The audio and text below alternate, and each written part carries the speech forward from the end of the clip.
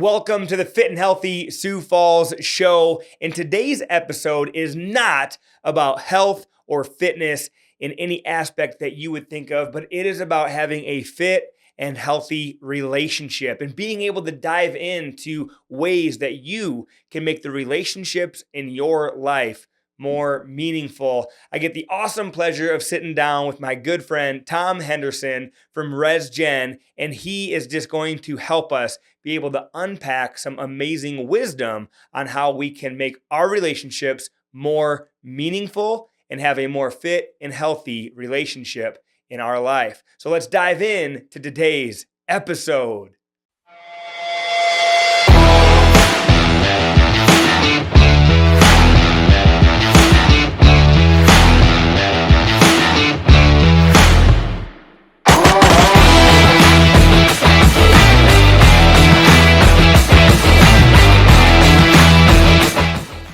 Well, Tom, welcome to the show, my friend. This has been a long time coming, and I just tell you what, I'm so grateful to have you on the show. How are you doing today? Bro, I'm good. Listen, anytime I get to spend a few moments with you, and especially like in an extended period of time like this, I'm the better man for it. So I love this time that we're going to spend together. Yeah, no, this is great. I feel that it's crazy to think that our relationship started like back in, I think it was 2016. I was listening to you at a luncheon that I got invited to at Plains Commerce Bank, and it just so happened that there was a speaker, and the speaker's name at this luncheon was Tom Henderson, and man, I was like not even a year of just in my first year of business, and that's where our relationship started. So 2016, where does that put you in your realm of things? 2016. Well, I mean, so in 2016, that was probably about the halfway point of ResGen because we about halfway through when we started, because we started in 2010. Yeah. So we're now almost 15 years old. So we were just coming up, to that halfway point. Yeah. And that was interesting because back then I wasn't even doing corporate events. Yeah. That was just Chris Vinson had asked me to come in and said, hey, I just want you to come and speak to my team. And I'm like, bro, I'm not sure what I would even say. Yeah. What do you want me to say? And he's like, I just want you to come in and just talk about relationships and being a healthy human being and just, focusing not just on your work, but on just what does that look like for your marriage, your relationship, your kids, your friendships, just your own personal health, all those kinds of things. And so he actually did that a couple times for Plains, and it was awesome. Yeah, it definitely left an impact on me enough to, hey, I'm going to stick around when luncheon's over. I want to meet this guy. So I remember meeting you that day. And then I think from there, it just was a casual connection. Yeah, well, and it usually translates to having some bagels at Bagel Boy, which I know that's what that transitioned into. It did. And indeed. A lot of magic happens there. Yes. So, hey, before we get like real into it and diving in, I just kind of want to let our audience know, man, one of the main reasons, this is the Fit and Healthy Sioux Falls show. Mm-hmm. And why do I want to have Tom on the show? And man, I just want to let you know that when I think fit and healthy, I definitely don't just think health and fitness. I don't think food and working out. I think, how can you have a fit and healthy life from your marriage to your relationships, to your finances, to your nutrition and your fitness. But when I think of fit and health, Tom Henderson, what comes to mind for me? It is relationship. I feel like my relationships in my life, by getting to know you better, have gotten better. My relationship with myself, to be honest, has gotten better. My relationship with my faith in Christ has gotten better. My relationship with my wife has gotten better, and it has made me more intentional about seeking out relationships with like-minded men that are willing to be brutal honest in the face of whatever I might be going through and help keep me on the right path. And so I just wanted to make sure that our audience was able to really understand, like, hey, health and fitness, Fit and Healthy Sioux Falls, like Tom Henderson, ResGen, men's summit, the main event. Yeah. Where does that fall into fit and healthy? And it falls into relationships. And so I want to dive into that. Well, today. dude, first of all, and we're going to, and I'm so excited about that. It's an honor to be invited to come and share time and share with your listeners and viewers and so forth. But that was so encouraging to me. So thank you. And I just my passion is pouring my life out into the lives of others so that they can do that for other people. Yeah. And and I see you do that day in and day out, not just with clients here at Fit Body Boot Camp, but I mean obviously through the podcast, but then just in general, and you can't teach that. One of my best mentors in my life, he's my first boss ever, CJ. Yeah. I remember when he hired me at the age of 23 years old to be a youth pastor in Portland, Oregon. And after we went through all the paperwork and, I actually share this a little bit in a couple of talks, but I just asked him, I said, "Hey, Chris," this was my first day. I said, "Chris, can I just ask you a question?" He's like, "Yeah, of course." And he said, what made you hire me? Yeah. I mean, like, why did you choose me? Yeah. And he said, that's a really good question because here's the deal. You don't know how to teach. You don't know how to preach. You don't know how to manage a budget. You don't know how to work with students, parents, or really a staff. And so immediately I'm regretting asking this question because I wasn't feeling very encouraged. Have asked that. Yeah. But he said, but here's the deal. I can teach you all that. What I can't teach you is heart. And that's what you do have.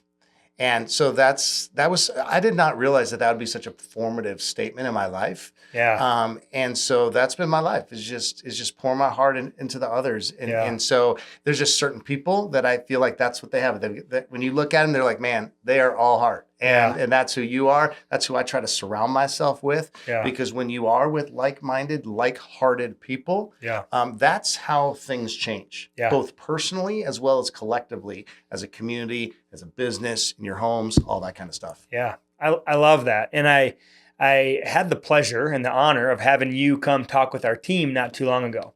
And it was so cool. And that's actually just in the room right over the other way. Yeah. And there's a box, and it still sits there today because I won that box. Yeah. A box of Life cereal. And really the key takeaway from your talk with the team was you find life-giving success by giving life to others. That's right. And I tell you what, right now, you and we're getting just as much out of this as anybody watching or listening later. This gives me life, speaking with other like-minded individuals.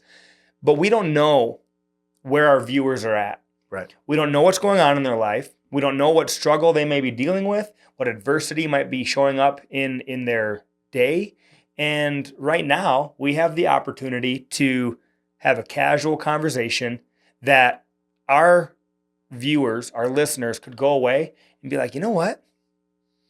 Whatever the nugget was that I took away from that talk is going to help me move forward in my day. And it all starts with the conversation. Yeah. Yeah. And here's the reality. This as well as I do, CJ, like everybody, ourselves included, right? We're all fighting battles that no one knows anything about. 100%. And so it's every single person that we come in contact with. And what's interesting is that when you begin to just show interest in other people, when we take the focus off of ourselves and place it on other people, it's amazing what kind of conversations. And I mean, it may seem like something that's not a big deal to you, but it could absolutely mean the world to someone else. Yeah. And if that's what our day was about, that makes us feel successful, is having conversations with other people, then that's how I feel like we should define success. Because at the end of the day, when we lay our head on the pillow, is it nice to have money in the bank account? Of course. Yeah. Is it nice to have a vehicle that you know is going to get you from point A to point B? Of course. Is it nice to know that we've got a house? And I mean, yes. But at the end of the day, what makes us feel successful is the impact that we've had on other people. And hopefully through the way we've lived our lives, through the way that we've used our words, the temperature that we set in whatever room we're in. We talk a lot about that. You've had a lot of great conversations about that. Is like, what temperature are we setting? Yeah. If that has had a positive impact on people, then that's what I feel like allows us to sleep well at night. Yeah. That's so true, because to that point, your good day could be just what someone needs when they're going through a bad day.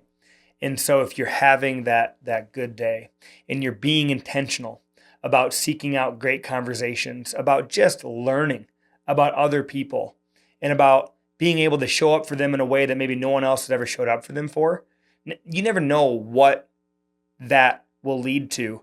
I asked someone, like, when's the last time you made a friend? When's the last time you have made a new friend? And for so many people, it's a long time. We don't do it. As kids, though, like, totally. Man, every other day I'm picking up my son. He's like, Dad, I made a new friend. I'm like, awesome. Yeah. Like, I've never jumped in the car with my wife and then her and I are talking, like, hey, I made another new friend. Right. Like, we're not even saying how many people we friended on Facebook that day. Right? No. Yeah. No. Guess what? I gained 13 new friends today. Yeah, that's right. How many do you know?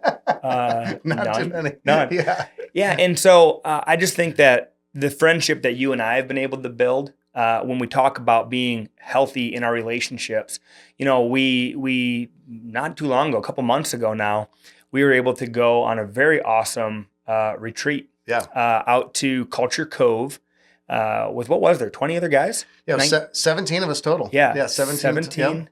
And just connect. And I tell you, I don't think I've shared with you, but and I know that you knew this, but Nate Welch and I, we ended up on Dancing with the Stars together. So we randomly met that way.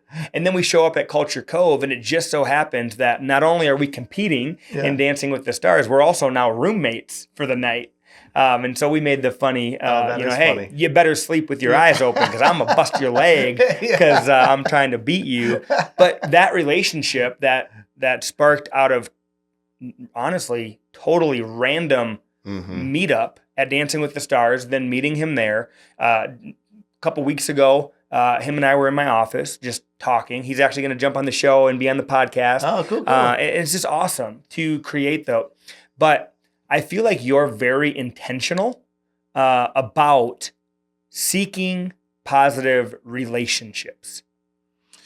Yeah, I think that's a great word, is the intentionality. And listen, nobody does it perfect, right? But one of the things that I try to enter each day with, in all honesty, and I just got done being at two different events, one in Atlanta and then one in Austin. And one of my prayers each day is just, God, put me in front of people that you'd like me to have a meaningful conversation with. Yeah. Because I think that when we have meaningful conversations, it's obviously right there in the word, like they mean a lot. Yeah. And they mean a lot to the people that are part of it. Yeah. Both to the person that's maybe the initiator, to the person that is just like, that's brought into it or whatever. So, and if we enter with that kind of mindset each day. Yeah. And again, that's part of being healthy too, having a healthy mindset. Yeah. Right? When we enter in and saying like, listen, I'm going to go and I'm going to bring light into every room that I enter. I'm going to warm up every room, the whole thermostat idea, and I'm going to give life to all I encounter. Yeah. That mindset will compel us to be intentional. And seek that out. Correct. You're going to seek that out. And you're preconditioning your mind to know that, okay, I told myself when I woke up that this is what I'm going to do. So now when I'm entering this room, I told myself I'm going to warm it up. I told myself I'm going to be light. I'm going to bring my positivity and my energy. So now you enter that room already preconditioned to know that I have a mission, and it isn't just to exist in this room. It's to contribute to this room. Yeah, and I think that really translates, CJ, to all of our spaces, right? Obviously, as we enter our workplaces during the day, and for me, one of the things that really changed the game in my home life was when I began thinking that way as I was on my drive home from a busy day at work, whether it was a challenging day or a very successful day, however you would define that or whatever. But thinking about, okay, how am I going to re-enter my home space so that I can be fully present for my wife and my two boys. Now, my boys now are ages 20 and 23, so they're older and they're out of the house and all that kind of thing. But even though they're out of the house, I still have to think about, okay, how am am I going to go and give my best to Laura when I arrive home? Yeah. So one of the commitments I made years ago was that I was not going to enter my home on the phone.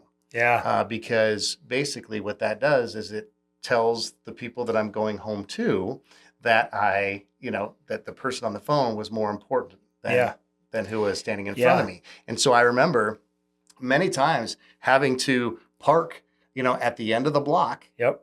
Not when my kids were little, not even in the garage, because they would hear the garage door open or they want to come out, and I'd be like, "Oh, sorry, buds, I can't talk right now." But parking at the end of the block and finishing that conversation, doing whatever I needed to do to prepare myself to be, fully dad when I got home. Is it possible all the time? No, not possible all the times. I mean, the way that our life bleeds together, sometimes we do need to bring work home, do different things that need to get done time sensitive wise. But as best we can we fully show up? And to that point, I heard you talk about that a while ago, and it doesn't happen at all if you're not first intentional about it, because I didn't even realize, I knew that I would enter the home quite often on my phone talking to whoever. But then when you shared that, I remember kind of doing a self-check. Like, man, I wonder two things. I wonder, number one, do I do that, and how often do I do it? Yeah. And number two, like, what does that do to my family? Like, how do they feel? And so I remember when you shared that with me originally, thinking that. And first is like, hey, I'm going to change it. I'm going to stop and change this. But this habits happen, and they continue to happen without, real intentionality. You'll continue on the same habit. And so I just continued going home, and I'm on the phone, but I already pulled up. I'm just going in. You said, like, garage is open. They know I'm home. So I'm going in. But realizing and putting more intentionality on it, I have tried to get better, and I have gotten better. But to that point, before you even talked on that, I wasn't even like aware of how often I was doing it. And it just slipped my mind that, man, could this be a way that I could intentionally show up at home for that relationship with my wife, my family, my kids in a more positive light? And absolutely. I think that's one of the most important things we can do, like, for our relationships, CJ, for sure, is just this whole idea of what does it mean to be fully present? Yeah. Because it's so easy to just be in the same space, but be so distracted that we're not even, we're sharing space, but we're not sharing experience. We're not sharing just ourself. Yeah. And so there are certain things, like I remember a buddy of mine, he got a new Apple Watch. Yeah. And I have this, I just have, it's a normal watch. It's just digital. It just tells me at the It time. says Rolex it's weird. on it, Yeah. This would say fossil, but at any rate, I remember he asked me, he said, "Hey, would you, I got a new Apple Watch. Do you want my old one?" And I'm like, "Man, a free Apple Watch. Yeah. Man, that sounds amazing." And whatever, right? But I said, I don't want it. Yeah. And he's like, "What? Why wouldn't you want this Apple Watch?" And I said, "Well, because here's the deal.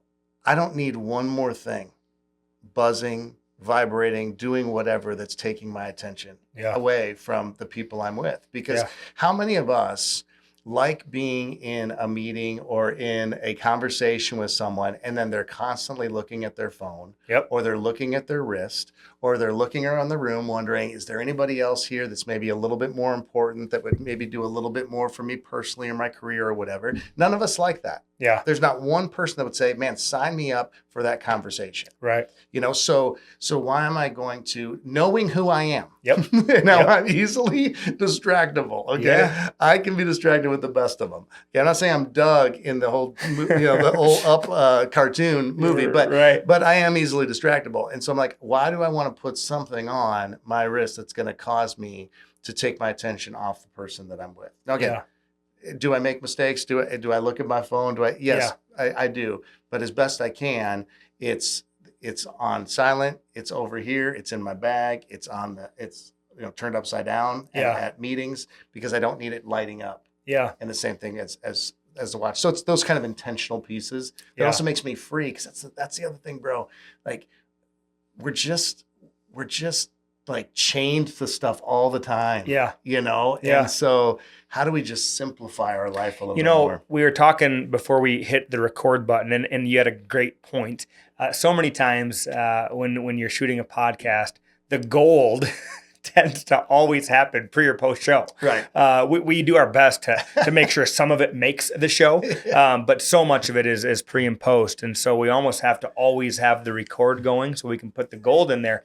And all the B-roll, comedic things. I know. I mean, some of that stuff was comedic gold, bro. I don't know. I mean, I know. We'll have to see if somewhere there's AI around us, or I don't know. Maybe the meta got it. I don't know. Yeah. But we were talking about so many times the things that we do, they literally are done, whether knowingly or not, but done in a way of like, how is this going to have me show up? Like, what are other people going to think when I show up driving X or wearing X or looking like so much of it is we put so much heavy emphasis on how are others going to see me if I, have X, Y, or Z. And then you were saying that, we do these things to impress other people, whether knowingly or unknowingly, and then we're chained to them. We get stuck. And it's like, well, now what? We were actually talking about that, just about like these podcasts and stuff. We didn't know how the heck to start a podcast. When you first started the ResGen podcast, did you know how to do it? No, didn't have a clue. Me either. When I started ResGen, I didn't know how to do it. To be clear, I still don't know how to do it. No, 100%. And we don't even know if it's working, but we're here. We're here. But to that point, like, man, I get these things that go on the wall, and it's like I get these things and these headsets, and it's like, well, now it's just how I do it. So I mean, there's like I can't go back, right? Like, but the truth is like we could, if we decided that we wanted to switch it up and change and not wear these things. Yeah, and it is something that can be simpler than we think it needs to be. Yeah. Like I remember when we first canceled number one, I remember I think first it was maybe cable. Okay. And just the thought of, well, how could I deal without cable? Yeah. And then it's like, well, okay, we'll get Netflix. Yeah. And then all of a sudden now we have 7 streaming services. Yeah. And I'm like, I don't even watch that television that much. Right. But we have all these streaming services, and then it's like, you know what? We're going to let these things expire, or we're going to cancel them, or whatever. Yeah. And the crazy thing is that oftentimes when we do, we don't miss them. No. I remember cutting our home phone, the landline, and going just to cell phones. That's how old I am. Hey, wait, what is a landline? Yeah, I know. Yeah, well, that's how old I am. I mean, I'm 49 now, bro. So I'm you're doing great. Yeah, fit and healthy. That's right. So, but the thing is like I remember just cutting the cord, and having this feeling of, well, what happens if somebody calls our landline and they can't get a hold of us, or now we can't leave what happens if you leave your phone at home on your way to work? Yeah. We panic. What happens if we go into the bathroom without our phone? Yeah. we panic. Yeah, absolutely. I can't sit here without my phone. And yeah, it's wild, but we struggle letting go. And I think that there's that quote out there, I don't know who said it, but you have to let go of being good to get to great. And so many times these things that are holding us back, they're good. They're good. We feel good about them. And so letting them go can be so difficult. A real personal one that hits home for me, we had just a hard financial period in 2024. It was a rough year business-wise. But, I look back at it and even going through it now, I look at it and it's like, it was okay. It was definitely okay. But we had to make some changes. I remember ever since the Ford Raptor came out, it originally, this truck came out as just a 2-door. It didn't even have a 4-door, but I don't even know what it was. Just this cool truck that had more power than you ever needed. And I wanted one. And I kind of had my mind set of like, one day I'm going to get one. Well, we finally got to a spot where I felt, that I could afford it. And I looked at the numbers and I could, afford to purchase this thing. Or so I thought, right? Predicting that the future doesn't change in a negative way, we should be able to afford this. So I had purchased a Ford Raptor, felt great.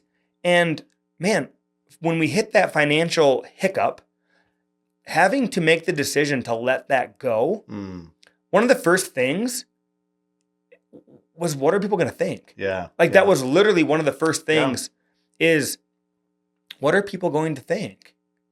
And why is there so much weight on that? Mm-hmm. Does what I drive change who I am? Like I could still show up the way I wanted to, the way that I always have. And unless you've seen what I pulled up in and got out of, you would have never known what I actually arrived in, right? But so letting that go, and one of the biggest things was like, oh my goodness, what are people going to think? And it was very hard from that aspect. It was actually an easier, I did my best to just like, hey, I'm just going to go do this. I just went and did it and got rid of it. And it was actually a lot harder of a situation to go through than I think I realized it would be, because then it brought on this feeling of failure. It brought on this feeling of I'm not good enough. It brought on this feeling of maybe I'm not worthy. Maybe I'm not deserving. Maybe I really don't have what it takes to be able to hold it together enough to afford that. And really all it was a bunch of negative self-talk that I just had to silence and realize that none of it was true, but it does pop up. Yeah. It absolutely pops up. Yeah, and so often it's about stuff that at the end of the day doesn't really matter, right? No. And for you, it was a raptor. Yeah. Right? Which became a symbol of success at some, figment of your imagination when you got like, this is something that I feel good about. Yeah. But then when that wasn't something that you could no longer afford and it wasn't wise to keep, then it became a symbol of your failure. Yeah. And I think that for so many of us, myself included, we all have raptors. Like, so the question is like, what's our raptor? Yeah. What's the raptor? What if, if something was taken from you? Yeah. What has become something that you have maybe cleaved onto so much that it has become a piece of your identity? Yeah. When at the end of the day, it's not who you are. No. It's just what you drive. Yep. That's why one of the biggest things that I try to communicate in my newest corporate talk that I'm really excited about sharing actually down in Houston with the Fit Body crew. Yeah, me too. In February is, what you do matters, because what you do does matter. Yeah. But how you do it matters more. But who you are matters most. Yeah. And who you are is just, again, it's about your heart. Yep. And so who are you? And so then I think what we really need to ask ourselves the question is what fills our heart? What kind of motivations? Yeah. What kind of emotions? Yeah. What kind of messages are written on our hearts? Because at the end of the day, CJ, what fills our heart rules our life. Yep. And so the question is like, what are we filling our heart with? Yeah. And so that when you think about the power of relationships, for me, at the end of the day, I changed the way that I introduce myself. This because I say, listen, my name's Tom Henderson. I'm a follower of Jesus. I'm a husband to Laura. I'm a dad to Isaiah and Chase, and I'm the founder of ResGen. So the reality is the first three things that I mentioned, those things will never change. Yeah. I'm always going to be a follower of Jesus. I'm always going to be a husband to Laura, and I'm going to always be a dad to Isaiah and Chase. Yeah. Someday, ResGen, hopefully not for a very, very long time. Yeah. But that it may cease to be around. Yeah. But if it ceases to be around tomorrow, I'm still Tom Henderson. I'm still a follower of Jesus. Yeah. I'm a husband to Laura, and I'm a dad to Isaiah and Chase. And so when we understand that our identity is in those kinds of things and not in the things of the world, that's why 1 Samuel 16:7 talks about like, do not look at the things that the world judges by a certain standard. The Lord doesn't look at the things that the world looks at. The Lord looks at the heart. And so for each of us to be able to put our heart under the microscope and say, what is my motivation for that? Yeah. And obviously we can fine tooth comb that, and it's okay to say, hey, I just want it because it's fun. Yeah. That's okay. Yeah. That's totally okay. Yep. If you can afford it, you can do, whatever it is. Yeah. And it doesn't have to be some big old truck. Yep. It's just, it's anything. Yep. But if it's simply to impress, if it's simply to just put on this, I've got to look successful, so I feel successful. I get all of it, but at the end of the day, it's not going to make us be more us. Yep. So how do we help ourselves be more of our authentic self, which I think begins with obviously our own personality, but then surrounding ourselves with people that will encourage us, that speak the truth to us, Yep. that will tell us the things that we don't want to hear. Yeah. Because those kinds, it's show me your friends, I'll show you your future kind of a Yeah. vibe. We become the average of the top 5 people we spend time with. Those are all great tweets. Those are all great, little sayings, but there's truth to them. Yeah, there is. I was actually just reading. I was listening to another podcast, and it said those little sayings that become cliche. There's more truth in the cliches than you can ever realize because they get repeated so often and become cliche because they're so true. Because they're so true, right? And to that point, I was just thinking, you don't have to have anything different to start doing something different. So many times it's like, well, man, if my relationship was just better, then I would love this person more. Wait a minute. What if you just started loving this person more? Your relationship would probably get better. But it's like we always put the carriage in front of the horse and it's just backwards, right? I don't have to, for me, holy moly, and I think I probably still struggle with this more than I really, really willing to even admit, but it's like fit body.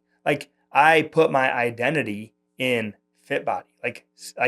To your point, if fit body changes, goes away, becomes something different, what happens to CJ? Well, the truth is CJ still does CJ. CJ still shows up loving people, motivating others, and bringing the energy into every room that I go into because that's me. And I can still do that no matter what change without a raptor. I can do it without a raptor. And so what things are you and I and our viewers and listeners, what things are we waiting to do because something else needs to happen first? And what if we just decided, you know what? No, today I'm going to start making time for this certain relationship. Or today I'm going to turn my phone off when I go into my house and be intentional about how I show up for my marriage, right? Because we all want better things. Yeah. Relationships, family, friendships, we want those things to be better. But it's like, are we willing to do what it's going to take to get there? Yeah, are we willing to have it start with us? One of my favorite questions. There really was a game changer for really my relationship with my boys first. And then it began to transfer into my relationship with Laura, then relationship with in the business world and with friendships. And it was a question that I just began asking them when specifically when we'd be talking or they're telling me about issues or something, Dad, this is what happened to me and blah, blah, blah, blah. My temptation, I think a lot of guys or whatever, but my temptation is to say, well, here's what you should have done. Yeah. Or here's here's how, or I'm going to fix it. I'm going to step in. I'm going to take care of this problem, whatever it is. But one of the questions I started asking them that has since bled into every other relationship is, so what do you need from me right now? Yeah. Because what I've found is that what most people don't need is they don't need another motivational talk. They don't need another, hey, here's, steps 1, 2, 3 to, overcome your problem. This is how I would have done it. They don't need anything like that. What they really need is they just need someone to listen and to seek to understand. Yeah. And if that is our mindset, if that is the posture in which we enter conversations with, that type of servant-hearted and servant-minded attitude will do nothing but help our relationships because it places the focus more on them than it does ourselves. Yeah. But the problem is that because we're selfish human beings, that's who we are. Yes, we are. And so our temptation is to just put the focus on ourselves. And if I fix this problem, then I just really that makes me feel good because I did that problem. If I tell you, hey, this is what I would have done, well, that makes me feel smarter. Yep. If I just come in and just just tell you that you made a big mistake and you shouldn't have done it, well, then that makes me feel more powerful or whatever. Yeah. But if we come in and say, what's the most helpful to you right now? Yeah. And then listen and respond in that way. Now, there'll be times when maybe they'll ask to have some things fixed, which, by the way, happens so much more after they realize that, man, you really do just care enough that you just want to meet me where I'm at. Yep. But then they're open to receiving it because you asked them, what is it that you need from me right now? And if your sons are just like, Dad, I don't know what I need right now, but what would you do? Well, now they invited. Yep. They invited you to let them know what you would do. And now they're all ears because they wanted your input. Mm-hmm. But if they tell you something and then you're like, well, son, here's what I would do. They're like, now the exact same advice, but you got to it through their permission. Now they're willing to receive.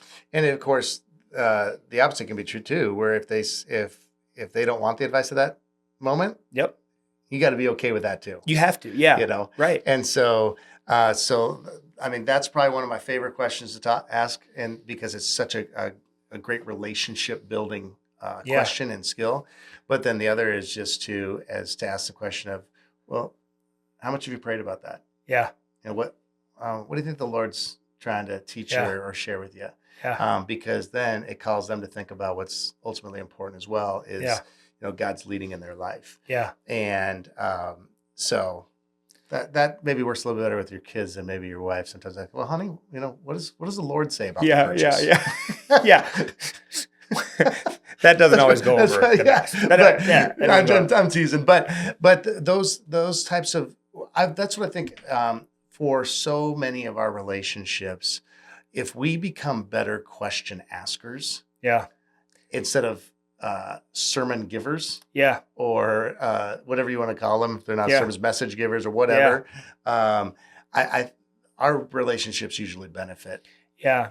Something that actually, before you even just said what you just said, what was going through my mind was, every year at the ResGen Men's Summit, we then get invited, or it's actually the day before. Usually this year it's different, but we get invited to the date night comedy, and just the awful statistics of the fact of the matter is that most couples don't date. And then when they do maybe have the opportunity to go on date night, like they don't even know what questions to ask. Yeah. And so I've always appreciated how at the event, hey, and we've given you a list of 20 questions. 35, actually. 35. We're writing more right now, actually. Perfect. Of questions that you can ask.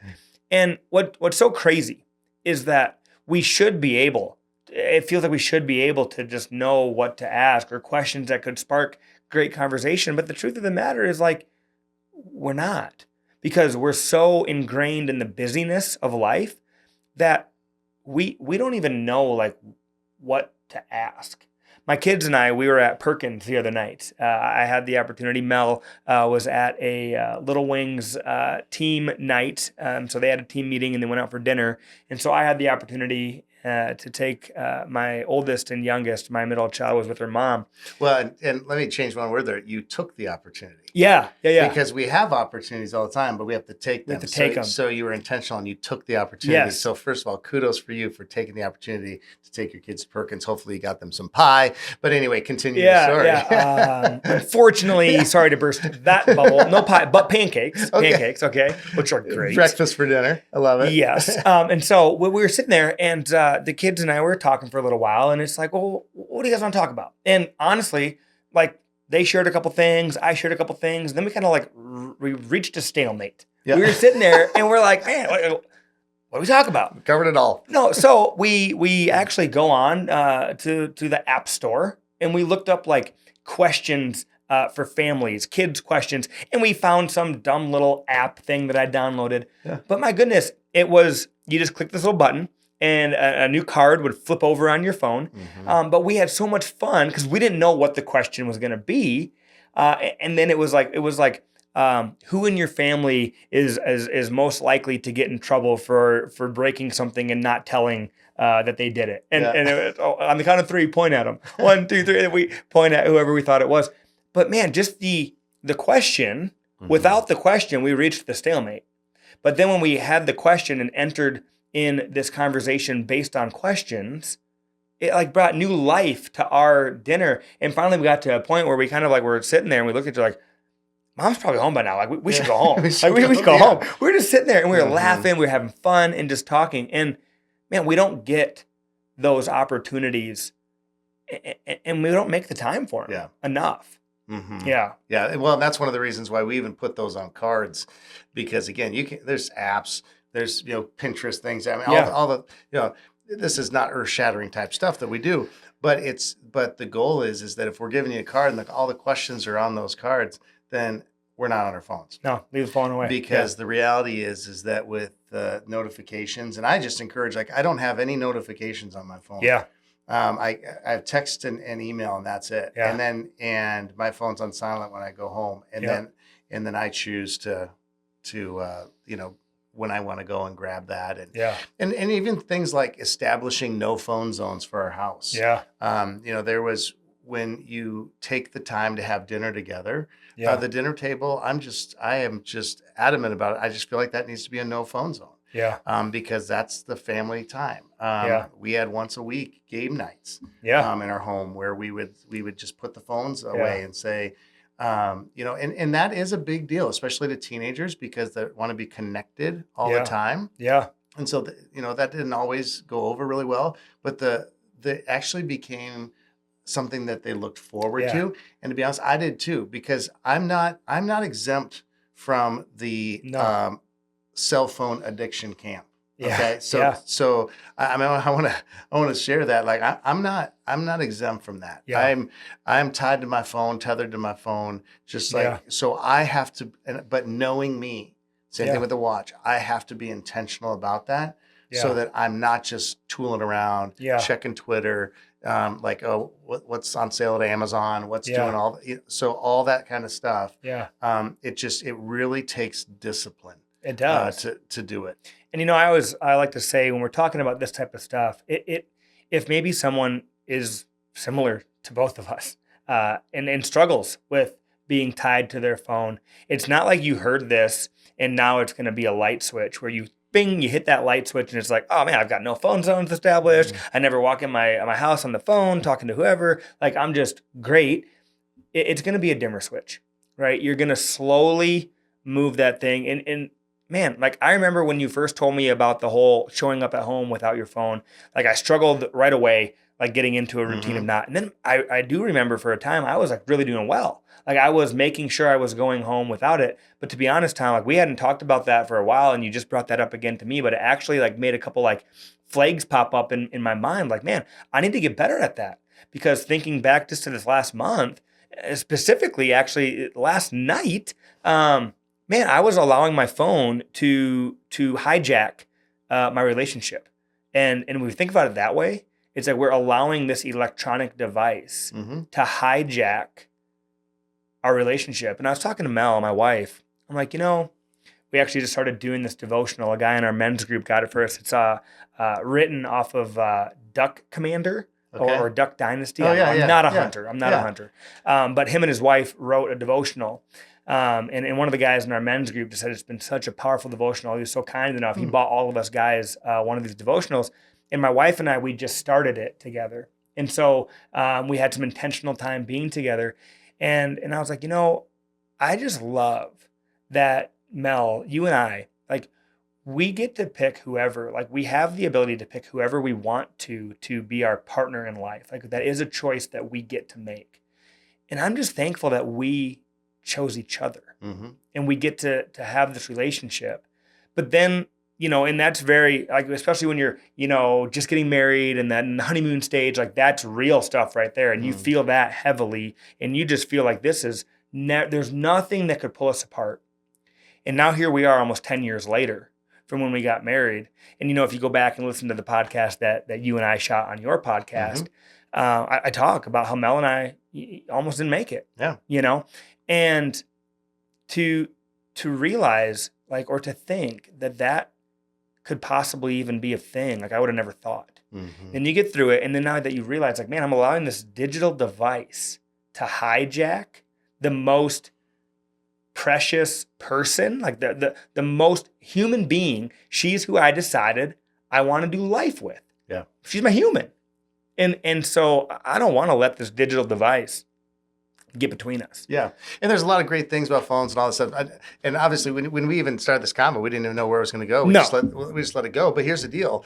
Like, one of the most freeing statements that was said to me, that maybe this will set some people free on just connection to the phone and feeling like they're always maybe letting people down.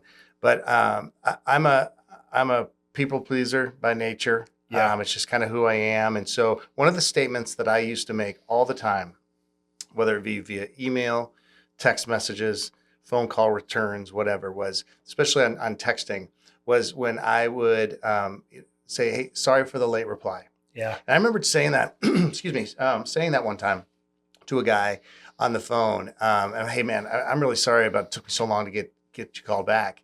And he said, why? I said, well, I don't know, because it seemed like a lot of time went by. And he said, Tom, here's the deal. Your phone is there for your convenience, not mine. Yeah. And that statement set me free from so much bondage to feeling like I'm at everybody else's beck and call. Now, do I still love people? 100%. Do I still want to get back to people in a timely fashion? Yes. Be professional? 100%. But the reality is that I'm doing the best I can. And how do we make sure that we keep our life as best we can in balance to where we're not necessarily serving all these other people and leaving those that are the most important people in our life, being our families. I call them my casket carriers. Yeah. People that they're the ones that are going to be carrying my casket down. How do I make sure that I'm not shirking responsibilities and not caring for other people, but how do I make sure that I'm giving my best? Yeah. And not giving everybody else my leftovers. Yeah. And there was a lot of years, Siege, where Laura and I, we just hit 29 years of marriage. Congrats on that. And thanks, man. Congrats to her. She's the one that stuck with this wild, with this put wild up with cat. you. But there was a lot of years where I was so focused on the audience. Yeah. And I don't mean that as where I usually am on a stage speaking to people, but I'm just talking about just the audience of whoever was there. Yeah. And giving my family specifically my leftovers. Mm. And so being mindful of how do I make sure that when I come home, when we're with each other, utilizing the phones for check-ins. Yeah. And Laura and I will check in throughout the day. I'll check in with the boys, how they're doing. Now, again, they're young adults now, so it's different. But with Laura specifically, it wasn't always positive when I would go home and we hadn't connected all day long, because now all of a sudden she wants to unload a bunch of stuff. I need to unload a bunch of stuff, whatever. And there's just stress. So there's times where we'll text her in the day or I'll say, hey, listen, I'm going to go. So I did this morning. I said, hey, just so you know, I've got a lunch meeting. Then I'm going to be recording a podcast with CJ and won't be able to connect with you until 4:00. So is there anything you need from me right now? Yeah. Just putting that out there at the front end. So that way, if she does need something, I've provided that opportunity for her, and then vice versa. I could say, hey, you know what? Actually, if you could, I'd love to just text her and say, hey, can you just be praying for me in this way? Yeah. As I go into this or whatever. And that's a 29 years of marriage pro tip. Like you weren't doing that year one. Marriage hack. Like, you know what I mean though? Like that you develop these communication hacks and these things that really truly work. And to your point, like, I'm sure you're not always perfect at it. There's so many times where and I did a podcast on this, it was a solo episode a while back. Like, we have to get rid of that all or nothing mindset. Like, you're not going to always do it perfect, but can you do it a little better than you've been doing? Well, and you touched on that, like saying, okay, I'm going to do this with no phone zones, not going to. Right. So it's what's one step? The key is, so what's one step? It's the same thing. Like, if you're going to work out, it's like, okay, I'm going to get in there. I'm going to be, every day, 1 hour a day. Yeah. I'm killing it. But one of my favorite statements, and I love saying this because I think it's so applicable in pretty much every area of our life, is that long-term consistency beats short-term intensity. Yeah. And I mean, that's obvious in a workout situation. But it's so much in, as we're trying to develop disciplines, Yeah. as we're trying to just take steps in being, healthier as individuals in our relationships, Yeah. even in our faith, man. I mean, it's just like, okay, that's it. I'm going to read nothing but the Bible for Yeah. 24 hours a day. Okay, that's Yeah. good. What if you read a little bit every Yeah. day Yeah. in increments? Because then that's going to be sustainable. Right. So how are we creating Right. sustainable change? Because at the end of the day, that's what's going to make the long-term difference. And that's what we want. Yeah. That's what we want. Yeah. By no means is our marriage perfect. There's no such thing as a perfect marriage. No. But No. it's a marriage with 29 years of experiences, Yeah. both good and bad, Yeah. things that we've had to travel through. When we started the whole conversation about like texting in the day. Sorry, I talk with my hands. Came out because she's like, I feel disconnected with you throughout the day because you're out there killing it, you're doing your thing, all of this, and then you come home and then you unload it all. And I haven't been able to even just talk with you about what's going on in my life, or with the kids or whatever. And I realized, man, I got to do a better job of staying connected. Yeah. Because the reality is relationships grow through continuous connection. Yeah. And so how do I do a better, again, it starts with intentionality of staying connected. Yeah. Because continued connection is what's going to cause growth, depth, ongoing understanding of who the person is, all of that kind of stuff. And we are both, you and Laura, me and Mel, we're all going through our own journey. Right. And so what our connection was yesterday, and then life happens. So now we need to connect again. And that's the thing. So many times, like we almost put it as like a checkbox. Like, yep, connected this month. And it's like, no, daily. Mm-hmm. Daily.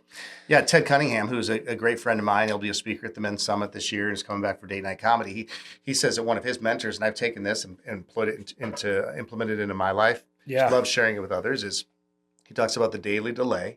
Yeah. So it's that 15 to 20 minutes of no technology, just connection time, that you can call it. I mean, call it a little business meeting, whatever you want, but it's just that understanding that we need to communicate daily. Yep. And I mean, let's just say that you're not married, okay? And let's just say that you're a single parent. Well, you're doing those things. You're connecting with your kids daily. Yep. So that there's that ongoing communication and relationship building. Yeah. Same thing with friendships. Yep. Same things with our employees at work. Yeah. How are we connecting in an ongoing basis? Second thing, weekly withdrawal. So that's the once a week date night. Because then if we're only doing it once a month, then the problem is that it's just so much time. But also understanding that finances don't, and there's seasons of life. Yeah. But if finances don't allow, that doesn't mean it's got to be some big wahoo deal. It doesn't mean that you got to go out for, all night long, dinner and whatever. But there's a reality of saying, how do we take a couple hours each week?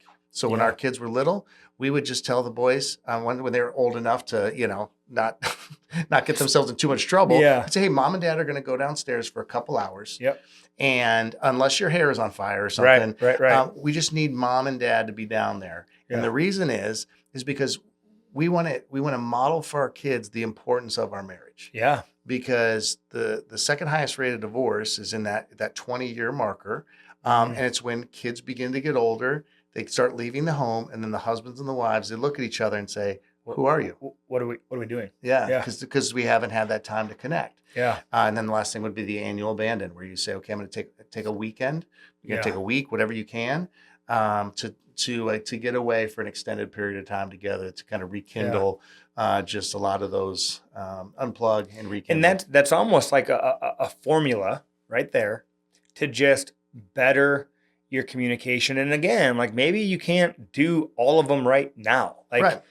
But what can you do? I want to get rid of always diving into like, well, this won't work because we could always do that.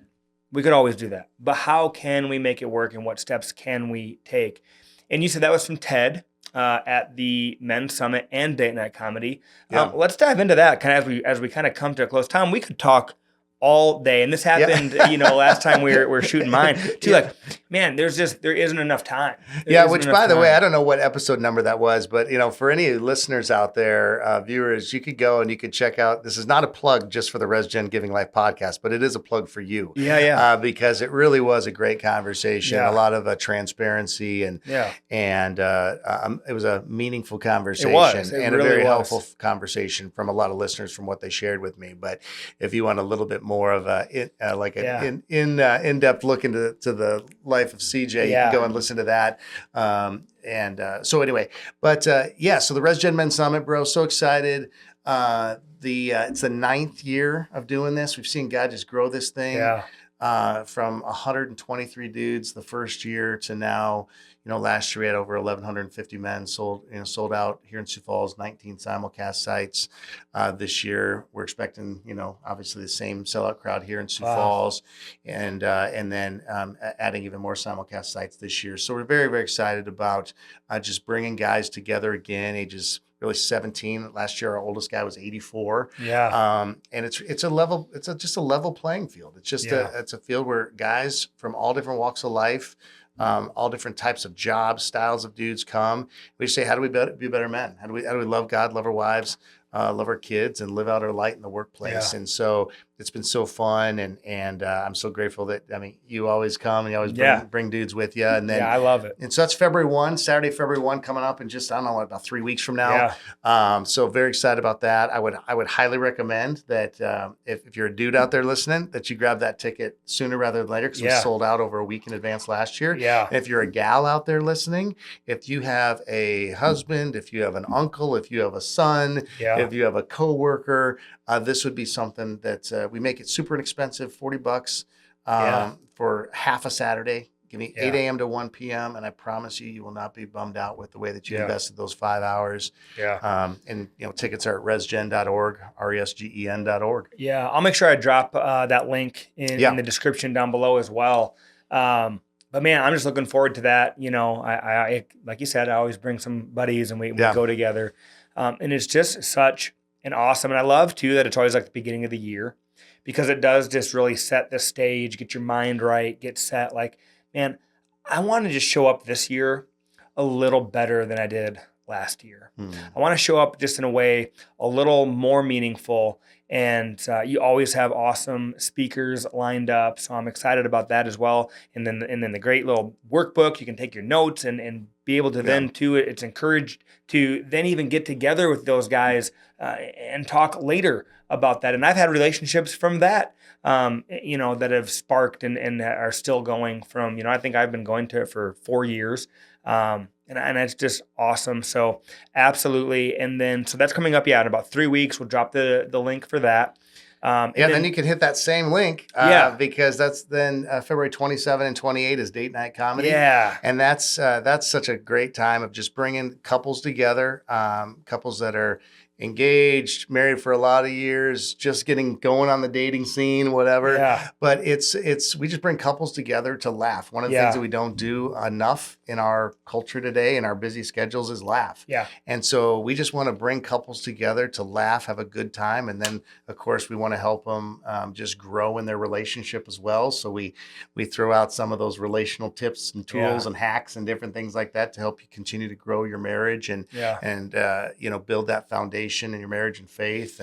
And so, that's great too. And I feel like too, the ResGen Men's Summit is just such an awesome place, for any ladies listening. You might hear ResGen Men's. When you hear Men's Summit, you turn your ears off.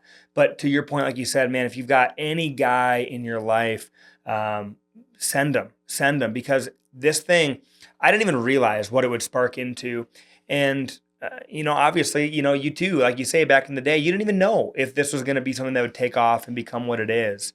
But it has turned into a connection ground for me to really find some meaningful relationships in my life. That's awesome. For me to find mentors in my life, to then I'm having coffee with these guys I met through ResGen, and they're just helping me And so, yeah, I'm so appreciative, Tom, of the work that you do. I'm so looking forward to hanging out with you in Houston. Yeah, dude. And then catching that flight back so that we can get to the date night. But hey, thank you for your time. Yeah, dude. So many knowledge nuggets. Well, maybe a couple, but and I would just tell you, like, so a lot of the stuff that like the relationships, like at resgen.org, there's a whole resources section that you can download for free. A lot of your conversation starters for your next date night. Here's a bunch of fun ideas for your next date night, conversation starters with your teenagers. Scriptures that can help you in difficult times in your life. All those different kinds of things are all there at resgen.org, in addition to, grabbing, and hopefully you can come out and be a part of the date night and the men's summit and all of that. Yeah. So anyway, bro, I'm appreciative of you, your friendship. Yeah. Allowing me to jump on here with you. Yeah, it's been great. And these sharpen you and I, like you mentioned earlier, and hopefully it was a little bit beneficial for others too. Absolutely. I mean, I know that I got some stuff that just kind of re-sparked in my life. I'm going to be able to leave today and implement with my wife and my kids and my family. So I appreciate that, Tom. Man, you guys, thank you so much for spending time with Tom and I. We just about hit that hour mark, which is just awesome. I love it. You guys have so many things you could be doing, but you decided to spend time with us. My hope is that your life is able to get more fit and more healthy in the relationship areas after what we talked about today. Go out, be great today. Do us a huge favor. Like, subscribe, and share this episode. And we'll put the links in the comments below. But you guys go out and be great today. Tom, thank you, buddy. Well, thank you, brother. Everyone else, have an awesome day. Bye, you guys.